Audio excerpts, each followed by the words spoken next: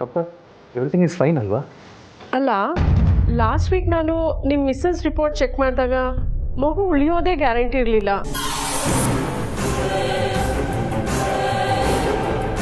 ಅಂಥದ್ರಲ್ಲಿ ಇವತ್ತು normal delivery ಆಗಿದೆ. ಇದೆಲ್ಲ ಹೇಗೆ ಸಾಧ್ಯ ಅಂತ ಯೋಚನೆ ಮಾಡ್ತಿದ್ದೆ. ಅದು ಅಲ್ಲದೆ ಅವ್ರು ಲೋ ಬಿ ಪಿ ಇದ್ದಿದ್ದು ನಾರ್ಮಲಿಗೆ ಬಂದಿದೆ. ಹೇಗೆ? ಇದೆಲ್ಲ ಪಾರ್ವತಿ ಅವ್ರು ಕೊಟ್ಟ ಕಷಾಯನೇ ಕಾರಣ ಇರ್ಬೋದು ಡಾಕ್ಟರ್.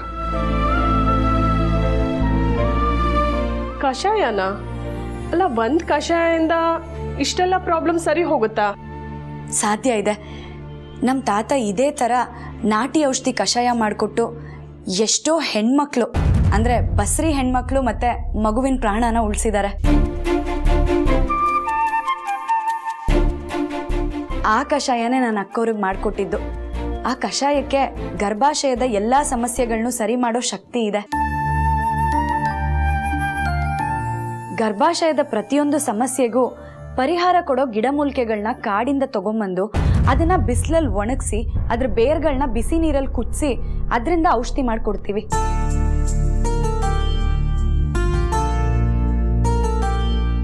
ಬರೀ ನಾನು ಮಾಡಿಕೊಟ್ಟ ಕಷಾಯದಿಂದ ಅಕ್ಕೋರು ಮಗು ಇಬ್ರು ಆರೋಗ್ಯವಾಗಿಲ್ಲ. ನೀವು ಕೊಟ್ಟ ಚಿಕಿತ್ಸೆಯಿಂದ ಕೂಡ ಅಕ್ಕೋರು ಮಗು ಆರೋಗ್ಯವಾಗಿದ್ದಾರೆ. ನೀವು ತುಂಬ ಒಳ್ಳೆಯವರು ಪಾರ್ವತಿ ಅವರೇ. ನೀವು ಕೊಟ್ಟ ಕಷಾಯದಿಂದ ಅವ್ರ ಗರ್ಭಾಶಯ ಸಮಸ್ಯೆ ಸರಿ ಹೋಗಿರ್ಬೋದು, ಆದರೆ ನೀವು ಸರಿಯಾದ ಸಮಯಕ್ಕೆ ಅವ್ರಿಗೆ ಹೆರಿಗೆ ಮಾಡಿಸಿರೋದ್ರಿಂದ ಮಗು ಜೊತೆಗೆ ಅವ್ರ ಪ್ರಾಣನೂ ಉಳಿಸಿದ್ದೀರಾ.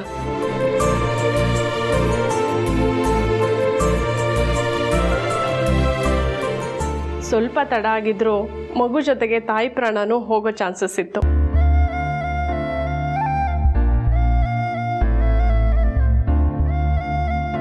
ನಾನು ಬರೋದ್ರೊಳಗೆ ನೀವು ಹೆರಿಗೆ ಮಾಡಿಸಿ ತುಂಬ ಒಳ್ಳೆ ಕೆಲಸ ಮಾಡಿದ್ದೀರಾ. ನಿಮಗೆ ಹಾರ್ಟ್ಲಿ ಕಂಗ್ರ್ಯಾಚುಲೇಷನ್ ಮತ್ತು ಥ್ಯಾಂಕ್ ಯು. ಸಂದೇಶ್ ಅವರೇ, ಪಾರ್ವತಿ ಅಂಥವರು ನಿಮ್ಮ ಮಿಸ್ಸಸ್ ಜೊತೆ ನಿಂತಿರುವಾಗ ನನಗಿನ್ನೂ ಹೆಚ್ಚು ಕೆಲಸ ಇಲ್ಲ.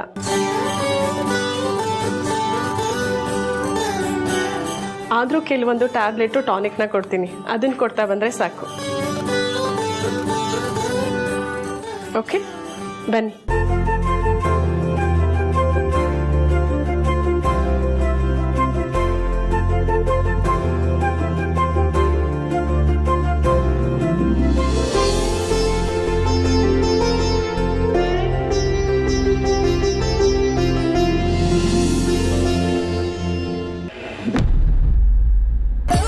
ಹರೋ, ನಿನ್ನ ಬಗ್ಗೆ ನನಗೆ ಎಷ್ಟು ಹೆಮ್ಮೆ ಆಗ್ತಿದೆ ಗೊತ್ತಾ? ಡಾಕ್ಟರೇ ಕಾಂಪ್ಲಿಕೇಶನ್ಸ್ ಇದೆ ಅಂತ ಹೇಳಿದ ಕೇಸನ್ನ ನೀನು ನಾರ್ಮಲ್ ಡೆಲಿವರಿ ಮಾಡಿಸ್ಬಿಟ್ಟಿಲ್ಲ. ಡಾಕ್ಟರ್ ನೀನು ಹೊಗಳ್ತಾ ಇದ್ರೆ ನನಗೆ ಎಷ್ಟು ಖುಷಿ ಆಗ್ತಾಯಿತ್ತು.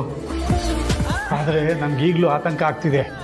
ಇದೆಲ್ಲ ಸರಿ ಹೋಯ್ತು, ಸರಿ ಏನಾದರೂ ಹೆಚ್ಚು ಕಮ್ಮಿ ಆಗೋಗಿದ್ದಿದ್ರೆ, ತಾಯಿಗೋ ಮಗುಗೋ ಜೀವಕ್ಕೆ ಅಪಾಯ ಆಗಿದ್ದಿದ್ರೆ ಆ ಅಪವಾದ ನಿನ್ನ ಮೇಲೆ ಬರ್ತಿತ್ತಲ್ಲಮ್ಮ. ಹೌದು ಪಾರು, ನನಗೂ ಒಂದು ಕ್ಷಣ ಟೆನ್ಷನ್ ಆಗೋಯ್ತು. ಅದು ಯಾವ ಧೈರ್ಯದ ಮೇಲೆ ನೀನೇ ಹೆರಿಗೆ ಮಾಡಿಸೋ ನಿರ್ಧಾರಕ್ಕೆ ಬಂದೆ? ನಾನೊಬ್ಳು ತಾಯಿಯಾಗಿ ಮಾತ್ರ ಯೋಚನೆ ಮಾಡಿದೆ ಯಜಮಾನ್ರೆ.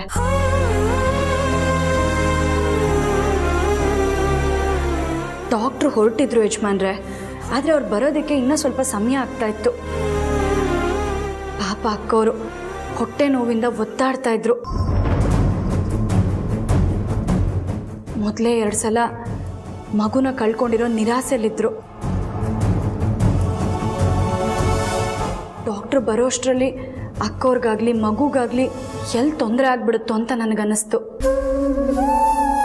ಕಳೆದ 2 ಮಕ್ಳ ಥರ ಈ 3ನೇ ಮಗುಗೂ ಏನಾದರೂ ತೊಂದರೆ ಆದರೆ ಅಕ್ಕವ್ರ ಮನಸ್ಥಿತಿ ಏನಾಗ್ಬೋದು ಅಂತ ಕಲ್ಪಿಸ್ಕೊಳ್ಳೋದಕ್ಕೂ ಕಷ್ಟ ಆಯಿತು ಯಜಮಾನ್ರೆ. ಅದಕ್ಕೆ ಆ ದೇವ್ರ ಮೇಲೆ ಭಾರ ಹಾಕಿ ನಾನೇ ಹೆರಿಗೆ ಮಾಡಿಸ್ದೆ ಅಷ್ಟೆ. ಆದರೂ ಹೆರಿಗೆ ಮಾಡಿಸ್ಬೇಕು ಅನ್ನೋ ನಿರ್ಧಾರಕ್ಕೆ ಬರೋಕ್ಕಿಂತ ಮುಂಚೆ ನೀವು ಸ್ವಲ್ಪನೂ ಭಯ ಆಗಿಲ್ವಾ ಪಾರು? ಅಯ್ಯೋ, ತುಂಬ ಭಯ ಆಯಿತು ಯಜಮಾನ್ರೆ. ಉದ್ದೇಶ ಒಳ್ಳೇದಾದರೂ ಒಳ್ಳೇದಾಗುತ್ತೋ ಇಲ್ವೋ ಅನ್ನೋ ಭಯ. ಆದರೆ ಹೆರಿಗೆ ಆದ ತಕ್ಷಣ ಆ ಕಂದಮ್ಮನ ಮುಖ ನೋಡಿದ್ನಲ್ಲ, ಆ ಭಯ ಎಲ್ಲ ಹಾಗೆ ಮಾಯ ಆಗೋಯ್ತು. ಒಂದು ಸಾರ್ಥಕ ಭಾವ ನನ್ನ ಆವರಿಸ್ಕೊಳ್ತು. ನಾಳೆ ನಮ್ಮ ಮಗು ಮುಖ ನೋಡಿದಾಗಲೂ ನನಗೆ ಹೀಗೆ ಆಗುತ್ತೆ ಅನಿಸುತ್ತೆ ಯಜಮಾನ್ರೆ. ಯಾವಾಗ ನನಗೆ ಹೆರಿಗೆ ಆಗುತ್ತೋ, ಯಾವಾಗ ನಮ್ಮ ಮಗು ಮುಖ ನೋಡ್ತೀನೋ ಅಂತ ಅನಿಸ್ಬಿಟ್ಟಿದೆ. ಆ ದೇವ್ರ ಹತ್ರ ಕೇಳ್ಕೊಳ್ಳೋದು ನಾನು ಒಂದೇ, ನಮ್ಮ ಮಗು ಆರೋಗ್ಯವಾಗಿ ಕ್ಷೇಮವಾಗಿ ಹುಟ್ಟಲಿ ಅಂತ. ಆಪತ್ತಿನಲ್ಲಿದ್ದ 2 ಜೀವನ ಉಳಿಸಿದೀಯಾ. ಆ ಪುಣ್ಯ ನಿನಗೆ, ನಿನ್ನ ಮಗುಗೆ ಖಂಡಿತ ದಕ್ಕುತ್ತೆ.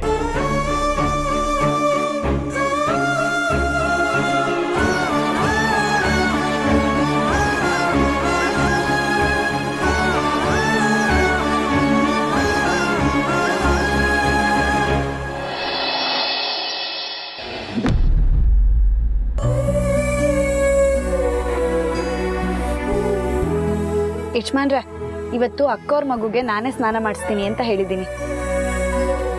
ಸರಿ ಪಾರು, ನಿನ್ನ ಸಂತೋಷ. ಆದರೆ ನಿನ್ನ ಬಗ್ಗೆನೂ ಕಾಳಜಿ ಇರಲಿ. ನಿನ್ನ ಹೊಟ್ಟೆಲು ಒಂದು ಮಗು ಇದೆ ಅಂತ ನೆನ್ಪಿಟ್ಕೊ. ಹೊತ್ತೋಳು ಗೊತ್ತಿರೋದಿಲ್ವಾ ನನ್ನ ಹೊಟ್ಟೆಲು ಒಂದು ಮಗು ಇದೆ ಅಂತ? ಆಯಿತು ಮೇಡಮ್, ಸುಮ್ಮನೆ ನೆನಪಿಸಿದೆ ಅಷ್ಟೇ. ಅಯ್ಯೋ, ಬೇಜಾರು ಮಾಡ್ಕೊಂಬಿಡಿ.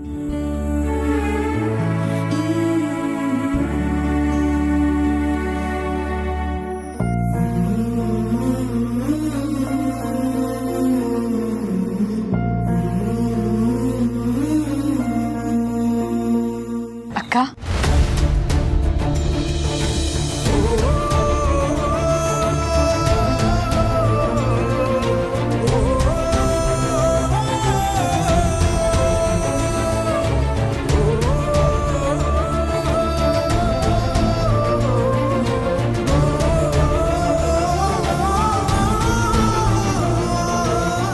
ನಿನ್ನೆ ಡಾಕ್ಟ್ರು ಬರೋದು ತಡ ಆಯ್ತು ಅಂತ ಸಂಗೀತ ಅವ್ರಿಗೆ ನೀವೇ ಹೆರಿಗೆ ಮಾಡಿಸಿದ್ರಂತೆ.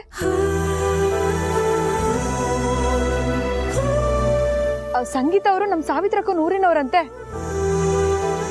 ಸಾವಿತ್ರಕ್ಕ ಅಂತೂ ಇಡೀ ಅರ್ಸನ್ ಕೋಟೆ ತುಂಬಾ ಇದನ್ನೇ ಡಂಗೂರ ಸಾರ್ತಾ ಇದ್ದಾರೆ. ನಮ್ಮ ಪಾರ್ವತಿ ಒಬ್ಬರಿಗೆ ಹೆರಿಗೆ ಮಾಡಿಸಿದ್ಲು ಅಂತ. ಎಲ್ಲ ಒಳ್ಳೆತನನು ಆ ದೇವರು ನಿಮಗೆ ಕೊಟ್ಟು ಕಳ್ಸಿದಾನೆ ಅಂತ ಅನಿಸ್ತಿದೆ. ಬರೀ ಒಳ್ಳೆತನ ಅಲ್ಲ ಜನನಿ, ನಮ್ಮ ಅತ್ತಿಗೆಗೆ ಟ್ಯಾಲೆಂಟು ದೇವರು ಹಂಗೆ ಸುರ್ತ್ ಕಳಿಸ್ಬಿಟ್ಟಿದ್ದಾನೆ.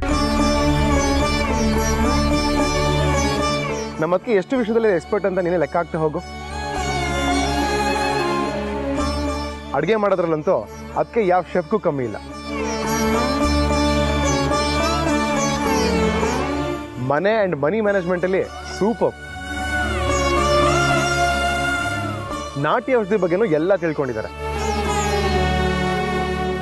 ಈಗ ಹೆರಿಗೆ ಮಾಡಿಸಿ ಸೈ ಅಂತ ಅನ್ಸ್ಕೊಂಡಿದ್ದಾರೆ. ನಮ್ಮ ಮನೆಯಲ್ಲಿ ಇಂಥ ಒಂದು ಮಾಣಿಕೆ ಅಂತ ಹೇಳ್ಕೊಳ್ಳೋಕೆ ನಮ್ಮೆಲ್ಲರಿಗೂ ಎಷ್ಟು ಹೆಮ್ಮೆ ಆಗುತ್ತಲ್ವಾ?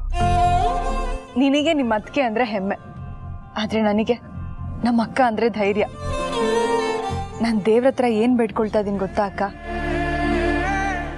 ನಿಮ್ ಹೆರಿಗೆಗಿಂತ ಮೊದಲು ನನ್ನ ಹೆರಿಗೆನೇ ಆಗ್ಬೇಕು.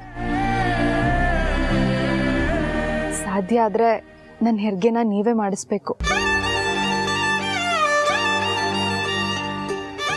ಯಾಕಂದ್ರೆ ಸಾವಿತ್ರಕ್ಕ ಹೇಳ್ತಾ ಇದ್ರು, ಸಂಗೀತ ಅವ್ರಿಗೆ ಈಗಾಗಲೇ 2 ಸಲ ಮಗು ಹೋಗಿದ್ಯಂತೆ.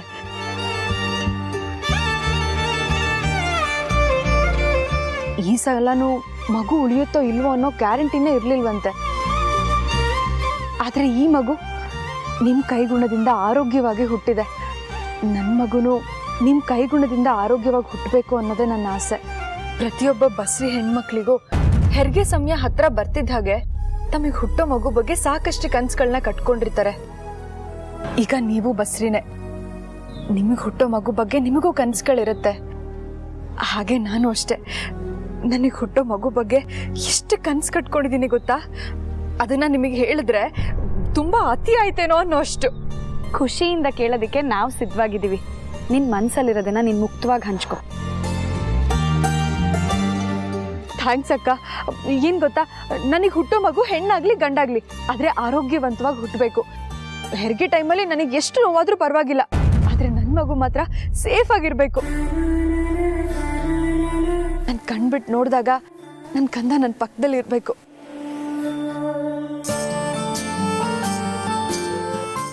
ನನ್ನ ಮಗುನ ಫಸ್ಟ್ ಟೈಮ್ ಎತ್ಕೊಂಡಾಗ ಆ ಫೀಲಿಂಗ್ ಹೇಗಿರುತ್ತೆ ಅಂತ ಇಮ್ಯಾಜಿನ್ ಮಾಡ್ಕೊಂಡ್ರೆ ನನ್ನ ಮೈ ಜುಮ್ ಅನ್ನತ್ತೆ ಗೊತ್ತಾ? ನನ್ನ ಮಗು ಫಸ್ಟ್ ಟೈಮ್ ನನ್ನ ಬೆರಳು ಇಟ್ಕೊಂಡಾಗ ಎಕ್ಸ್ಪೀರಿಯನ್ಸ್ ಆಗುತ್ತಲ್ಲ, ಅದನ್ನ ನಾನು ಫೀಲ್ ಮಾಡಬೇಕು. ನನ್ನ ಮಗುವಿನ ಮೊದಲನೇ ಅಳು ಇಡೀ ಕುಟುಂಬದ ಮುಖದಲ್ಲಿ ನಗುನ ಹುಟ್ಟಿಸ್ಬೇಕು. ಆ ನಗುನ ನಾನು ನೋಡಬೇಕು.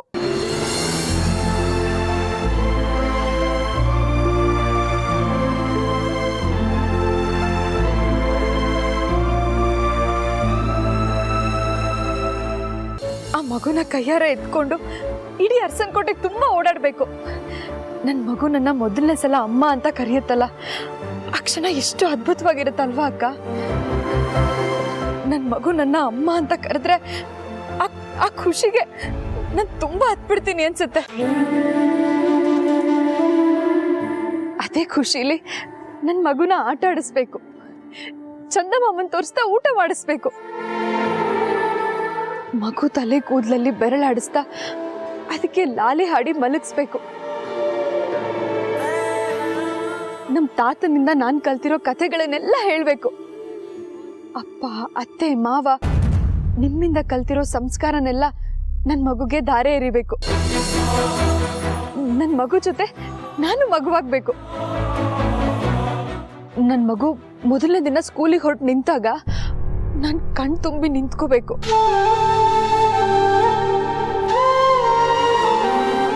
ಆಗ ನನ್ನ ಮಗು ನನಗೆ ಸಮಾಧಾನ ಮಾಡಬೇಕು.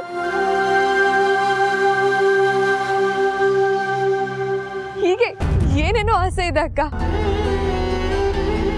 ಈ ಎಲ್ಲ ಆಸೆಗಳು ಈಡೇರಬೇಕು ಅಂದ್ರೆ ಮೊದಲು ನನಗೆ ಹೆರಿಗೆ ಆಗಬೇಕು. ನನ್ನ ಹೊಟ್ಟೆಲಿರೋ ನನ್ನ ಕಂದಮ್ಮ ನನ್ನ ಕಣ್ಮುಂದೆ ಬರಬೇಕು. ಯಾವಾಗ ಸಂಭ್ರಮದ ಗಳಿಗೆ ಬರುತ್ತೋ ಅಂತ ಕಾಯ್ತಾ ಇದ್ದೀನಿ ನಾನು.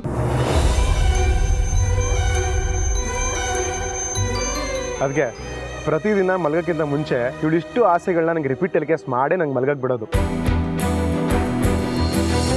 ಈಗ ಇವಳ ಆಸೆಗಳು ಕೇಳಿ ನಿಮ್ಗೆ ತಲೆ ಕೆಟ್ಟೋಗಿರುತ್ತಲ್ವಾ? ಇಲ್ಲ, ನನ್ನ ತಂಗಿ ಹುಟ್ಟೋ ಮಗು ಬಗ್ಗೆ ಎಷ್ಟು ಕನಸು ಕಟ್ಕೊಂಡಿದ್ದಾಳೆ ಅಂತ ಅರ್ಥ ಆಯ್ತು. ಹತ್ತೂರಿಗೆ ದಾನ ಧರ್ಮ ಮಾಡಿರೋ ರಣಕಲ್ ವೀರಯ್ಯ ದೇವ ಅವರ ಮಗಳು ಕಣಮ್ಮ ನೀನು.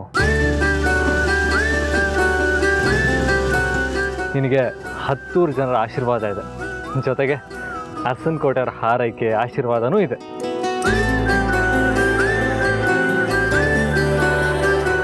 ಆ ದೇವರು ನಿಂಗೆಲ್ಲ ಆಸೆನೂ ಈಡೇರಿಸ್ತಾನೆ, ತಲೆ ಕೆಡಿಸ್ಕೊಂಬೇಡ. ಸಂಗೀತ ಅಕ್ಕಂಗೆ ಮಗು ಹೆರಿಗೆ ಮಾಡಿಸ್ದಾಗೆ ನಿನಗೆ ಮಾಡ್ಸೋಕ್ಕಾಗತ್ತೋ ಇಲ್ವೋ ನನಗೆ ಗೊತ್ತಿಲ್ಲ. ಆದರೆ ನಿನಗೆ ಮಗು ಆದಮೇಲೆ ನನ್ನ ಕೈಯಾರೆ ಆ ಮಗುನ ಎತ್ಕೊಂಬಂದು ನಿನ್ನ ಪಕ್ಕ ಮಲಗಿಸ್ತೀನಿ, ಸರಿನಾ? ಮಾತಿಗೆ ತಪ್ಪಾರ್ದು. ಈ ಪಂಡ್ರಾಪುರದ ಪಾರ್ವತಿ ಯಾವತ್ತೂ ಮಾತಿಗೆ ತಪ್ಪೋಳಲ್ಲ. ಸರಿ, ಸಂಗೀತ ಅಕ್ಕವ್ರು ಕಾಯ್ತಾ ಇರ್ತಾರೆ, ನಾವಿನ್ನು ಹೊರಡ್ತೀವಿ. ಯಜಮಾನ್ರೆ, ಹೊರಡೋಣ.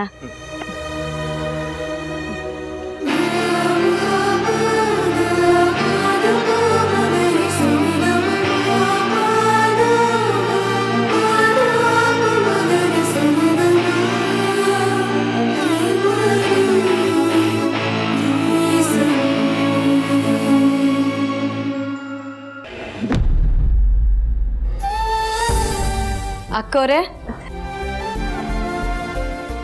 ನಿಧಾನ ನಿಧಾನ, ಇರಿ ಇರಿ, ಆರಾಮಾಗಿ ಕುತ್ಕೊಳ್ಳಿ.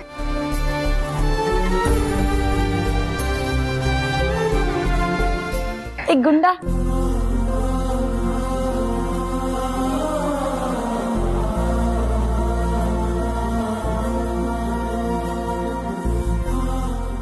ಏನ್ ಮಾಡ್ತಿದ್ಯಾ?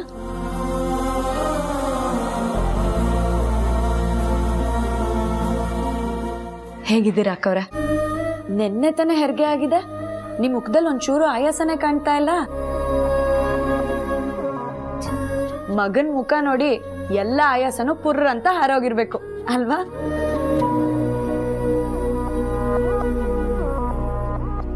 ಏನಂತಿದ್ದಾನೆ ಮಗ? ನಿಮ್ಗೆ ತುಂಬಾ ತುಂಬಾ ಥ್ಯಾಂಕ್ಸ್ ಹೇಳಿ ಅಂತ ಹೇಳ್ತಾ ಇದ್ದಾನೆ.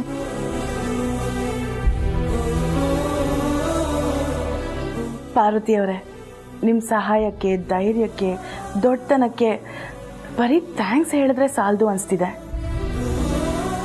ಡಾಕ್ಟರ್ ಹೇಳಿದ್ರು ಹೆರಿಗೆ ಆಗೋದು 5 ನಿಮಿಷ ತಡ ಆಗಿದ್ರು ಮಗು ಜೀವ ಉಳಿತಿರ್ಲಿಲ್ಲ ಅಂತ. ನಾನು ಮಗು ಹೆತ್ತಿರ್ಬೋದು, ಜೀವ ಕೊಟ್ಟಿರ್ಬೋದು, ಆದರೆ ಅದಕ್ಕೊಂದು ಜೀವನ ಕೊಟ್ಟಿರೋದು ನೀವು. ಅಯ್ಯೋ ಅಕ್ಕವ್ರೆ, ಯಾಕಷ್ಟು ದೊಡ್ಡ ಮಾತೆಲ್ಲ ಆಡ್ತೀರಾ? ಇಲ್ಲ ಪಾರ್ವತಿಯವರೇ, ನಾನು ನಿಜಾನೇ ಹೇಳ್ತಾ ಇರೋದು. ಪ್ರತಿಯೊಬ್ಬ ಬಸ್ರಿ ಹೆಂಗಸಿಗೂ ನಿನ್ನಂತ ಒಬ್ಬ ಪಾರ್ವತಿ ಸಿಗಬೇಕು. ನೀವು ಮಾಡುವಂಥ ಒಂದು ಕಷಾಯ ಸಿಗಬೇಕು. ಹೌದು, ಪಾರ್ವತಿಯವ್ರು ಮಾಡ್ಕೊಡೋ ಕಷಾಯ ಎಲ್ರಿಗೂ ನೇರವಾಗಿ ಸಿಗೋದು ಕಷ್ಟ. ಆದರೆ ನಿನ್ನಂತ ಎಷ್ಟೋ ಜನ ಬಸ್ರಿ ಹೆಂಗಸರಿಗೆ ಅವ್ರು ಮಾಡ್ಕೊಡೋ ಕಷಾಯ ಸಿಗೋ ಥರ ಮಾಡ್ಬೋದು. ಹೇಗೆ ಸಾಧ್ಯ? ನಾನೇನೋ ನಿಮ್ಮ ಮನೆಗೆ ಬರ್ತಿದ್ದಿದ್ರಿಂದ ಅಕ್ಕೋರ್ ಸಮಸ್ಯೆ ಏನು ಅಂತ ಗೊತ್ತಾಗಿ ಅದಕ್ಕೆ ನಾನು ಔಷಧಿ ಮಾಡಿಕೊಟ್ಟೆ.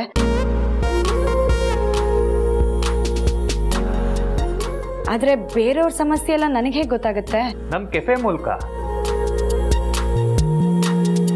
ಹೇಗಿದ್ರು ನಮ್ಮ ಕೆಫೆ ಸಿಟಿ ಸೆಂಟ್ರಲ್ ಇರೋದು, ಬಂದು ಹೋಗೋ ಜನಗಳ ಸಂಖ್ಯೆನೂ ಜಾಸ್ತಿ ಇದೆ.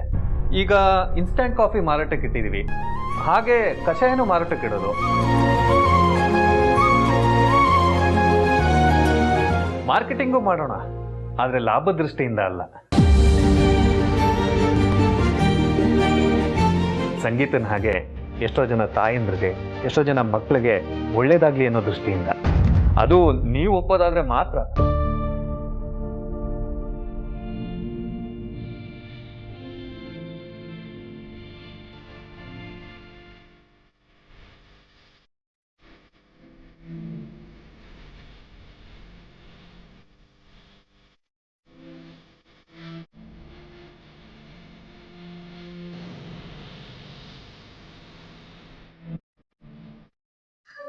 ಸರಿ, ಈ ಸಲದಿಂದ ನಾನು ಕಾಡಿಗೆ ಹೋಗೋದಕ್ಕಾಗಲ್ಲ.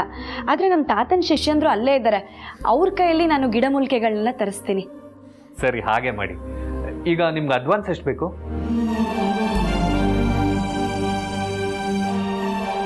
ಅಡ್ವಾನ್ಸಾ? ಸದ್ಯಕ್ಕೆ ಬೇಡ, ಬೇಕಾದಾಗ ನಾನೇ ಕೇಳ್ತೀನಿ. ಅಯ್ಯೋ, ಹಾಗಂದ್ರೆ ಹೇಗೆ? ಬಿಸ್ನೆಸ್ ಹೀಗೆಲ್ಲ ನಡೆಯಲ್ಲ. 50,000 ಅಡ್ವಾನ್ಸ್ ಇದೆ. ನೀವು ಈ ಅಡ್ವಾನ್ಸ್ ತಗೊಳ್ಳೇಬೇಕು.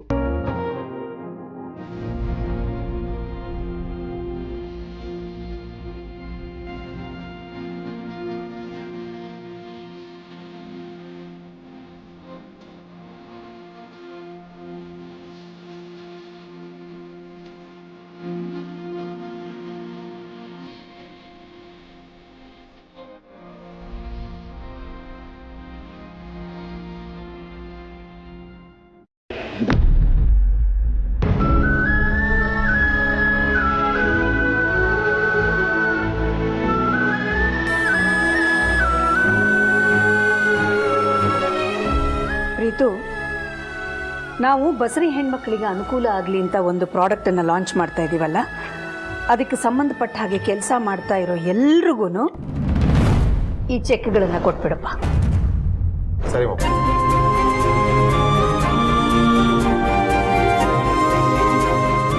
ಈ ಪ್ರಾಡಕ್ಟನ್ನು ಲಾಂಚ್ ಮಾಡೋದಕ್ಕೆ ನಮ್ಮ ಜೊತೆ ಕೈಗೂಡಿಸಿರೋರು ಟೋಟಲಿ 15 ಜನ ನಾಟಿ ವೈದ್ಯರು ಅಲ್ವಾ?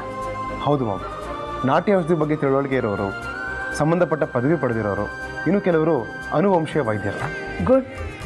ಇನ್ನೆಷ್ಟೇ ಜನ ಸೇರ್ಕೋತೀವಿ ಅಂತ ಹೇಳಿದ್ರೂ ಪರವಾಗಿಲ್ಲ, ಅವ್ರನ್ನೂ ಎಲ್ಲ ಸೇರಿಸ್ಕೋಬೋದು.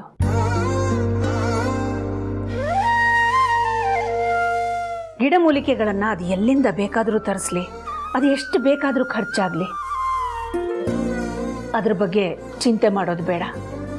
ನಮ್ಮ ಜನನಿ ಥರದ ಬಸರಿ ಹೆಣ್ಣು ಮಕ್ಕಳ ಆತಂಕನ ದೂರ ಮಾಡುವಂಥ ಔಷಧಿನ ನಾವು ಆದಷ್ಟು ಬೇಗ ಕಂಡು ಹಿಡಿದು ಲಾಂಚ್ ಮಾಡಲೇಬೇಕು. Yes mom, I got it.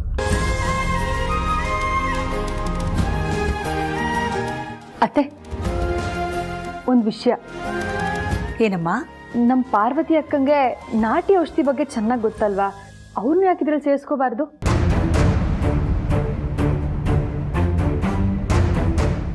ಅದೇ ಹೇಗಾಗತ್ತಮ್ಮ?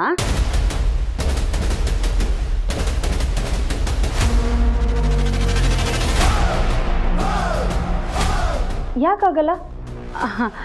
ಅಂದರೆ ನೀನೇನೋ ಅವಳಿಗೆ ಒಳ್ಳೇದಾಗಲಿ ಅಂತ ಹೇಳ್ತಾ ಇದೀಯಾ, ಆದರೆ ಇದಕ್ಕೆ ಪಾರ್ವತಿ ಹೂ ಅನ್ಬೇಕಲ್ವಾ? ಹೌದಮ್ಮ ಜನನಿ, ರತ್ನವೇಣಿ ಹೇಳೋದು ಸರಿಯಾಗೇ ಇದೆ. ನಾವು ಕೊಟ್ಟ ಕೆಲಸದ ಆಫರನ್ನೇ ಆದಿ ಬೇಡ ಅಂತ ಹೇಳಿಬಿಟ್ಟ. ಇನ್ನು ಈ ನಾಟಿ ಔಷಧಿ ವಿಷಯದಲ್ಲಿ ಪಾರ್ವತಿ ಸಹಕಾರ ನಮಗೆ ಸಿಕ್ಕೇ ಸಿಗುತ್ತೆ ಅಂತ ಹೇಗೆ ಅನ್ಕೋತೀಯ? ಒಳ್ಳೆ ಉದ್ದೇಶಕ್ಕೆ ಅಕ್ಕ ಯಾವತ್ತೂ ಆಗಲ್ಲ ಅನ್ನಲ್ಲ. ನೀವು ಹ್ಞೂ ಅಂದರೆ ನಾನು ಅಕ್ಕನ ಹತ್ರ ಮಾತಾಡ್ತೀನಿ.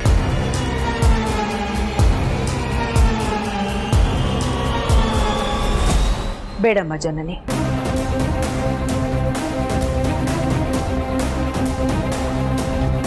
ಇದೊಂದು ವಿಷಯದಲ್ಲಿ ಪಾರ್ವತಿ ಒಪ್ಕೊಳ್ಳೋದು ನನಗೂ ಬೇಕಾಗಿಲ್ಲ.